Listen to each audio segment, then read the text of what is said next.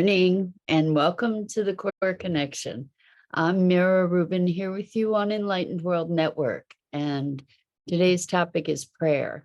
And what is the attitude that we bring to prayer? Is it a pleading and a begging, or is it a place of gratitude and visualizing desire, the desired outcome? Um, I think it'll be an interesting conversation. But before we get started, let's take a minute to get present. Let's take a deep breath in through your nose and hold it. And imagine clean, crisp oxygen flooding your lungs, flowing into your bloodstream, nourishing all your cells, all your organs, bringing vital life energy to your body and being. And as you exhale any tension, stress, negativity, fatigue. And now let's take another deep breath in through your nose and hold it. This time, imagine brilliant, bright light lighting you up from the inside out, illuminating, electrifying, and energizing all your cells, all your molecules, your electrons, creating a brilliant beam of light and energy from your heart out into the world. And as you exhale any remaining tension, stress, negativity, fatigue. And now let's press our palms together and vigorously rub your hands together to feel all those sensations, the friction, the temperature, the pressure, the motion, and the tickling and tingling when you stop. And allow all those sensations to bring you present right here, right now, into this remarkable physical form that enables you to experience life. Welcome, welcome, welcome. Good morning. It's good to be here with you on this Friday morning. And we're going to talk about prayer. And oftentimes, what brings us to a space of prayer is a sense of desperation, a feeling of powerlessness and helplessness, and often despair. And oftentimes in the space of prayer, from that place, the prayer occurs as a begging and a pleading and a bargaining. Like if you fix this. Good morning, Rosalind. Welcome. I'm not seeing your comments in my regular chat, so I'm thrilled to see that you're here. I'm gonna see if I can monitor the chat from Facebook. So I will keep my eyes open, and we can converse from there. So anyway, prayer is often inspired by darkness, by our experience of darkness and helplessness or hopelessness. And it's often experienced as a pleading to please make things right. It's a request. And oftentimes it's invoking the worst of our projections, our worst case scenario. So where this is coming from is that I have a friend who was in a very dark place, and we scheduled a time to talk, and they didn't show up and have kind of gone dark since our last communication when we arranged that time to connect. And so I've been noticing that my mind goes to the dark place, like what could have happened to this person, the worst case kinds of scenarios. And I don't really have a way to be following up to find out what's come of them, other than the phone number that I've had for them. And of course, it could be something as simple as they lost their phone and have been out of communication for that reason. And what I was noticing is that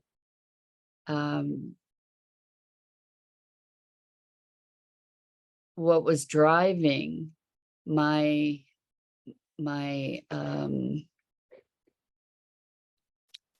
prayers for them was fear initially, and that from that space of fear,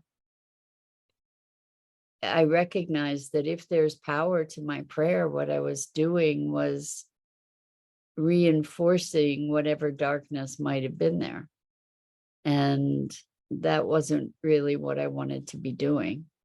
So I moved my intention to a focus on sending love and light and making that my prayer, that as I connect to this space of love and light, that be what was sent in prayer, and moving that through gratitude and appreciation from a higher frequency. That's really what we're talking about here, because what is prayer? Prayer is an intention. It's a directed intention. And when we often talk about manifesting, prayer is a vehicle of manifestation. It's focused attention and intention with some degree of emotionality that is powering that intention. And so when we pray, doesn't it make sense? Or when we have an intention, doesn't it make sense to be focusing on a higher frequency, to be directing our energy with that higher intention? So Rosalind says, prayer different from meditation. I think so, and maybe not so different. I mean, oftentimes meditation is meant to be presence without any particular focus or intentionality other than connecting. And I think that prayer is perhaps a directed intention, just like our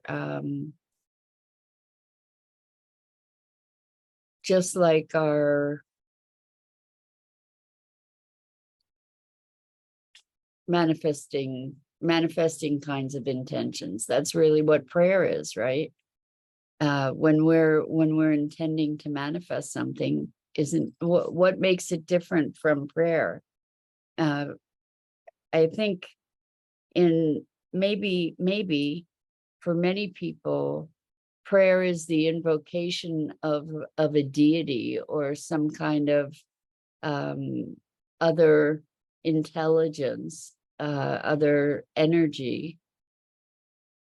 In my context, and I'm not saying that this is how it should be, but for me, the prayer, meditation, manifesting, all of it is connecting us with a universal energy. And so it's not, for me, invoking a deity, an other, like a God head sort of thing, as much as connecting with the energy of the universe. And for many of us, the way that we do that is by talking to something that we call God, whatever that may be, and connecting with that intelligence of the universe maybe in a named way. So that might also make a distinction between prayer and meditation. But I think the most effective prayer is a meditation. It's a means through which we find a connection with something greater than ourselves, with a more universal energy that is perhaps it's our expansive self, perhaps it is an existing deity, or deities, or entities, energies, intelligences. But mostly,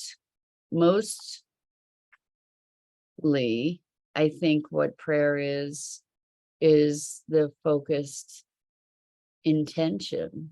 And what I notice is that in expressing our desires for something, we often express what we don't want.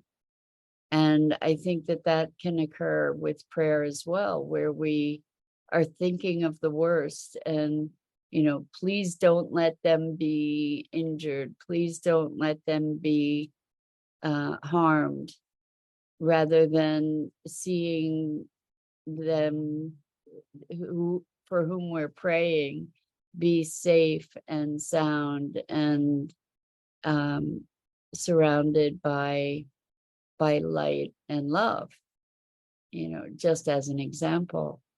So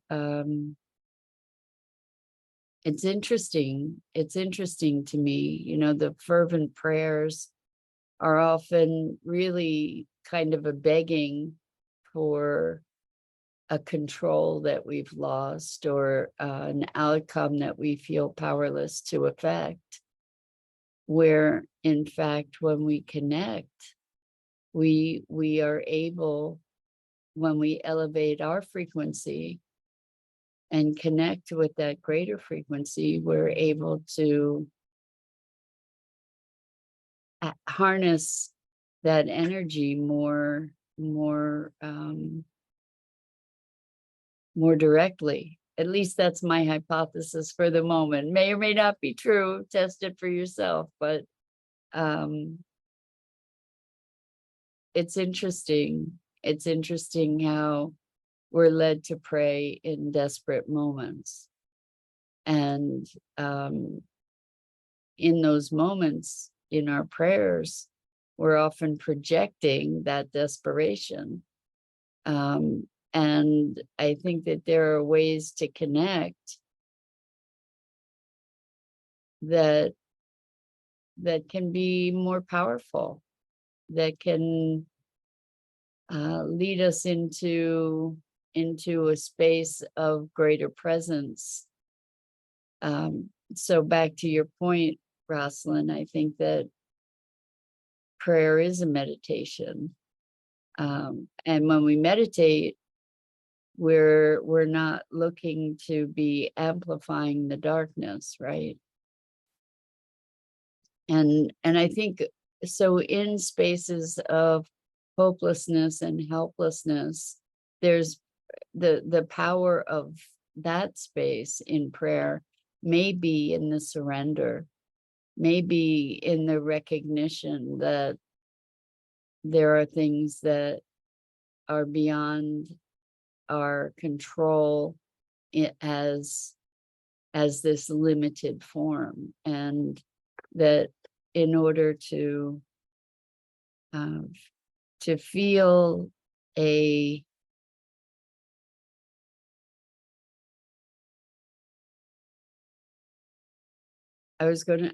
in order to affect change in those situations that are so dire and extreme, we reach to something greater than our bounded self, than our physical form, to reach into another realm of consciousness and awareness. And the power of that kind of prayer is very much from the driving emotion that moves it. The energy of that emotion is what catalyzes the prayer. Again, not fact. That's my hypothesis, but I'm testing it out, and it seems to be holding so far. So it's interesting, take a look and notice if you pray, when you pray. When does your directing of energy become prayer rather than meditation? And what is the quality of that energy when you're engaged in prayer? Is it desperation? Is it praying for relief from a given experience? Is it connecting to faith? Is it expanding that the sense of surrender, the sense of allowing the universe to unfold in its way, in its perfection, even though it may not seem anywhere near perfect? So, because we hear the term fervent prayers, what would make a fervent prayer be answered? Is perhaps the intensity of the intention, the intensity of the energy, the power behind that emotional power that's behind the request. And the thing is that when we make requests in prayer, there's some part is affirming that request has not been filled. And so I'm wondering if our prayers would be much more effective if we were to be able to presence ourselves to the desired outcome with that intensity of energy and gratitude and surrender and appreciation and these higher frequency kinds of energies.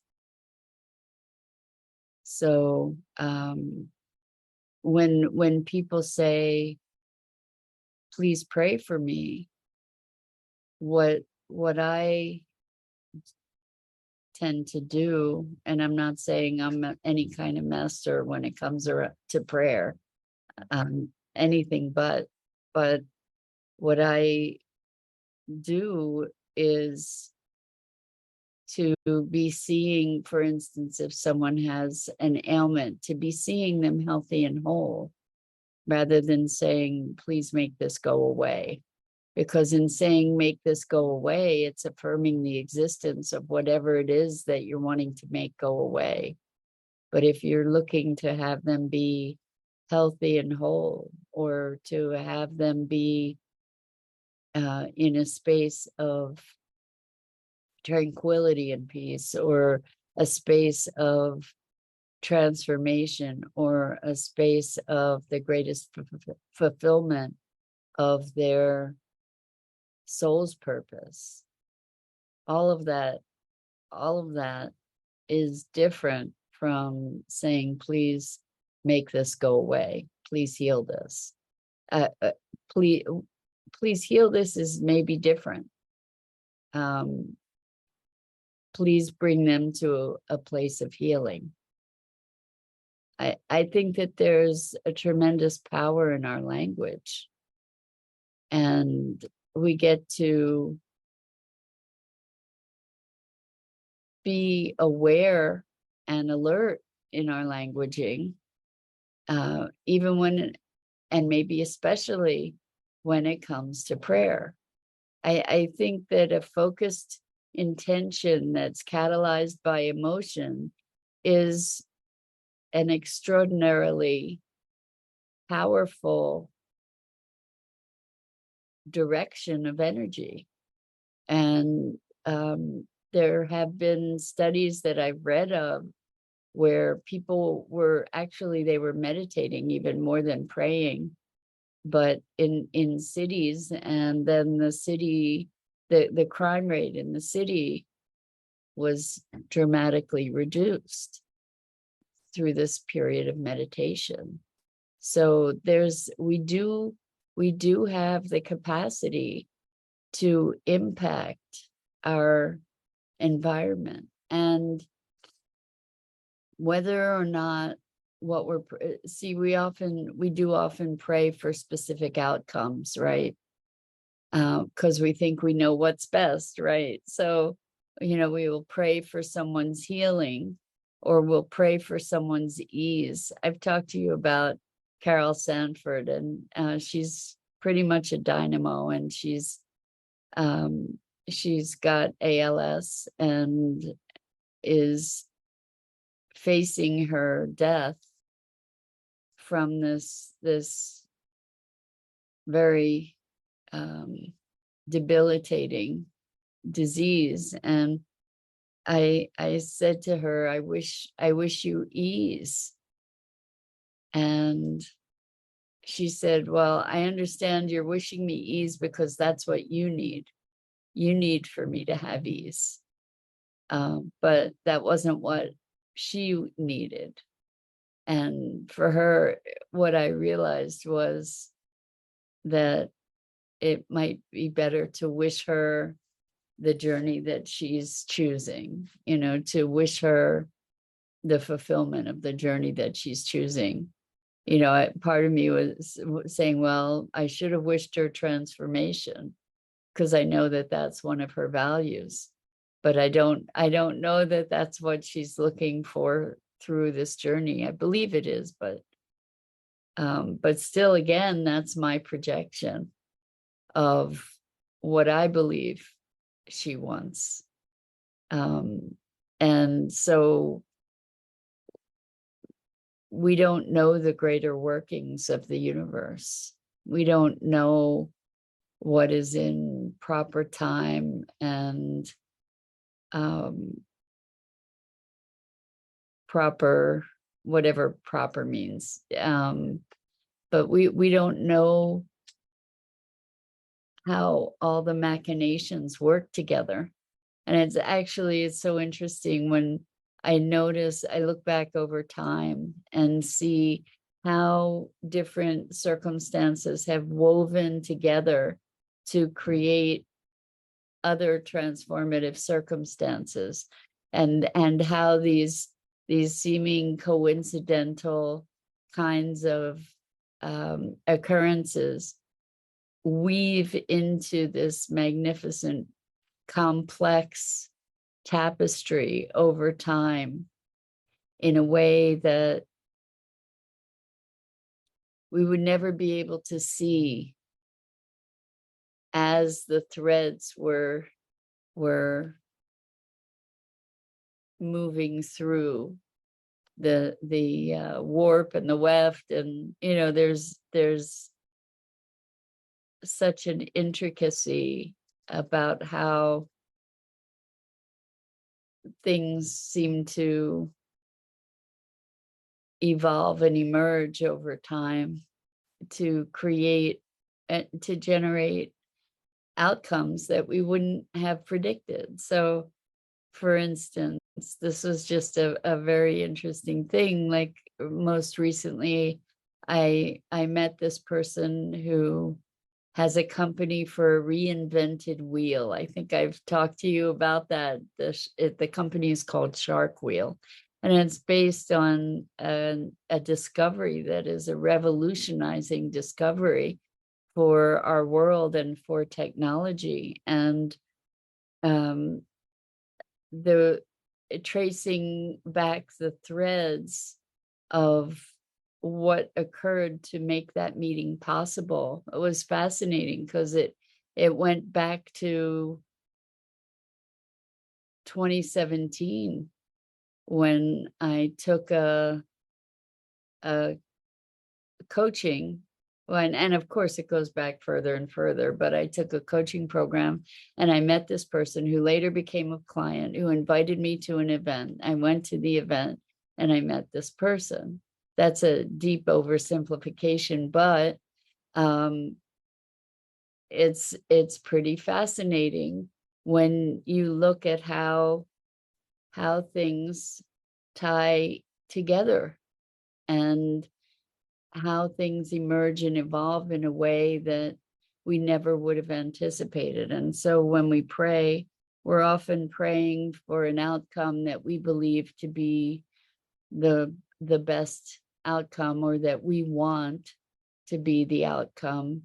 And we often do that rather than surrendering to the perfection of the universe, if indeed you ascribe to the notion that it is a perfect universe unfolding in its perfection, which can be a real stretch when life doesn't show up the way that we want it to, right? And our prayers are often a plea for deliverance from whatever the state is that we are in a moment, you know, a state of grief or a state of terror. And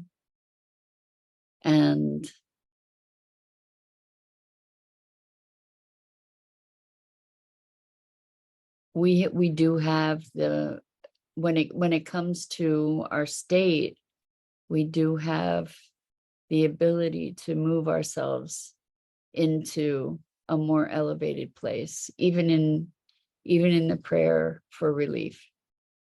So in our prayers, perhaps we can put our attention to evoke and invoke the outcomes that we truly desire, rather than reinforcing the thing that we don't want. And we also get to acknowledge that there may be a greater plan afoot than we can recognize. So maybe one of the greatest prayers is to call for peace in the unfolding of life, in its way, in its form, in its direction. So with that, happy Friday to you. I'm Mira Rubin. This is the Core Connection, and I go live here each weekday morning on the Enlightened World Network Facebook page and YouTube channel at 9 a.m. Eastern. And I invite you, did I say each weekday morning? I may have. I invite you to check out the other awesome programming on Enlightened World Network and Enlightened World Living. And I wish you a wonderful, wonderful weekend. And until next time, so much love to you.